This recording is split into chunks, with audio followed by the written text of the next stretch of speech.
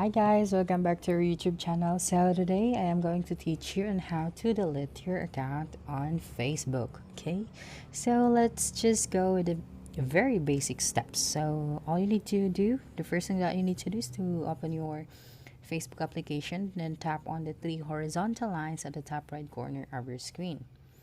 This one, and then tap on settings and privacy. Now, after that, you can now see the settings. Just tap on it and then scroll down and look for access and control option. This one here. And then just have to tap on that. Next, then just tap on this the activation and deletion option. Yeah, this one. And then after that, you have to choose between the two. So since we're going to delete our account, so just tap on the delete our account here and then tap on continue account deletion.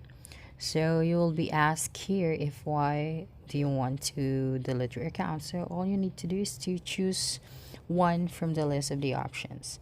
Then from there you can now see the continue to account deletion, this one. So just tap on that and then here you can see there are alternatives aside from deleting your account.